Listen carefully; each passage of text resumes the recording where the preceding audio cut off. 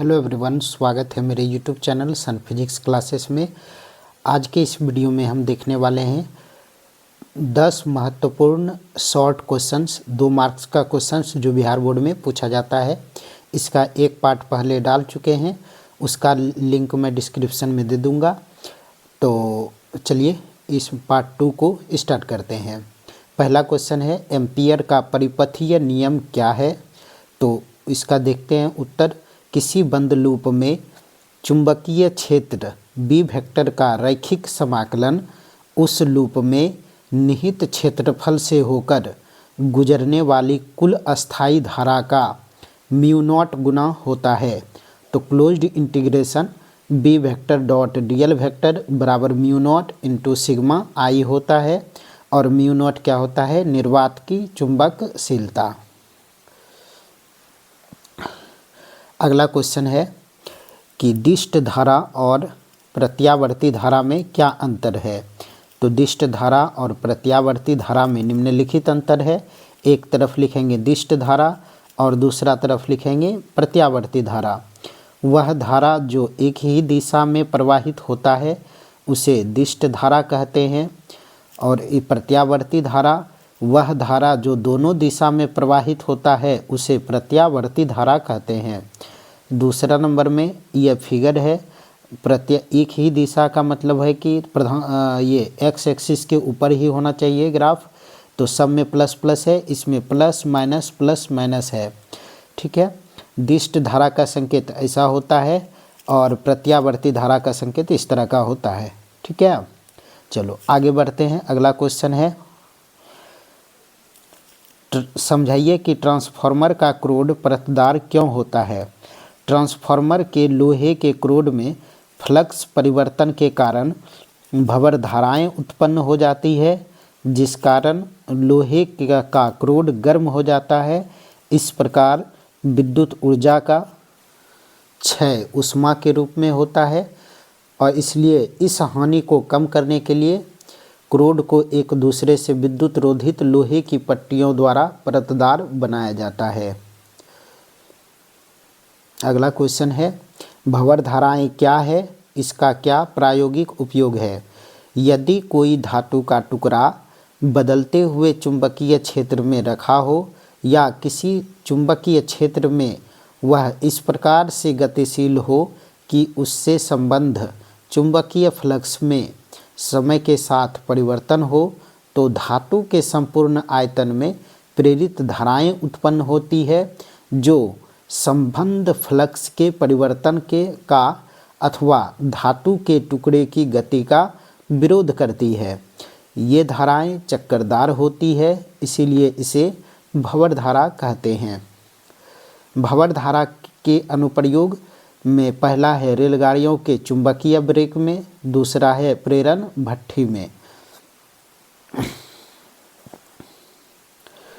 अगला क्वेश्चन है, प्रतिचुंबकीय और अनुचुंबकीय पदार्थों में अंतर बताने का कोई 2 बिंदु लिखें। तो प्रतिचुंबकीय और अनुचुंबकीय पदार्थों में अंतर बताने वाले 2 बिंदु निम्नलिखित है। प्रतिचुंबकीय में है वैसा पदार्थ जिसे बाह्य चुंबकीय क्षेत्र में रखे जाने पर मंद प्रतिकर्षण होता है, उसे प्रतिचुंबकीय पदार्थ कहते हैं। वैसे पदार्थ जिसे बाह्य चुंबकीय क्षेत्र में रखे जाने पर मंद आकर्षण होता है, उसे अनुचुंबकीय पदार्थ कहते हैं। इसकी प्रतिचुंबकीय पदार्थ की प्रवृत्ति का मान छोटा लेकिन ऋणात्मक होता है। अनुचुंबकीय पदार्थ की चुंबकीय प्रवृत्ति काई एम का मान छोटा लेकिन धनात्मक होता है। इसकी आपेक्षिक चुंबकशीलता प्रतिचुंबकीय के पदार्थ की आपेक्षिक चुंबकशीलता 1 से कम होता है, लेकिन अनुचुंबकीय पदार्थ की आपेक्षिक चुंबकशीलता 1 से अधिक होता है। अगला क्वेश्चन है, किसी स्थान पर पृथ्वी के चुंबकीय क्षेत्र का क्षैतिज घटक का मान मीन्स BH का मान ऊर्ध्वाधर घटक का √3 गुना है। इस स्थान पर नति कोण का मान क्या होगा? तो दिया है BH बराबर √3 BV, और चूंकि हम जानते हैं tan डेल्टा बराबर BV/BH, तो यहाँ पर बी एच का मान रख देंगे। तो यहाँ से tan डेल्टा बराबर tan 30 डिग्री, मीन्स डेल्टा नमन कोण डेल्टा का मान 30 डिग्री हो गया, अतः नमन कोण का मान 30 डिग्री है। स्थिर विद्युत परिरक्षण क्या है, इसका एक प्रायोगिक उपयोग लिखें। स्थिर विद्युत परिरक्षण आकाश के एक निश्चित क्षेत्र को बाह्य क्षेत्र से सुरक्षित रखने की घटना को ही स्थिर विद्युत परिरक्षण कहा जाता है। मीन्स ठनका से बचने को स्थिर विद्युत परिरक्षण कहा जाता है। बरसात में तूफान के समय जब आकाशीय बिजली का प्रकोप होता है तो उस समय खुले मैदान की अपेक्षा कार या बस के अंदर अधिक सुरक्षित रहता है। कार या बस का आवरण विद्युत परिरक्षण प्रदान करता है। शंट के दो उपयोग लिखें।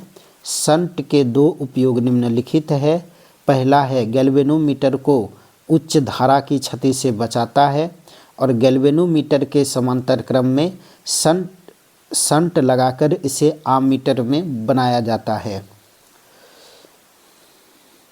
स्टील तथा नरम लोहे के चुंबकीय गुणों की तुलना करें। नरम लोहा का धारणशीलता उच्च और स्टील का भी धारणशीलता उच्च होता है। नरम लोहा का निग्राहिता निम्न होता है लेकिन स्टील की निग्राहिता उच्च होता है। अन्योन्य प्रेरण गुणांक कैपिटल M को परिभाषित करें, इसका SI मात्रक लिखें। तो अन्योन्य प्रेरण गुणांक प्राथमिक कुंडली से प्रवाहित धारा दूसरी कुंडली से संबंध चुंबकीय फ्लक्स के समानुपाती होता है।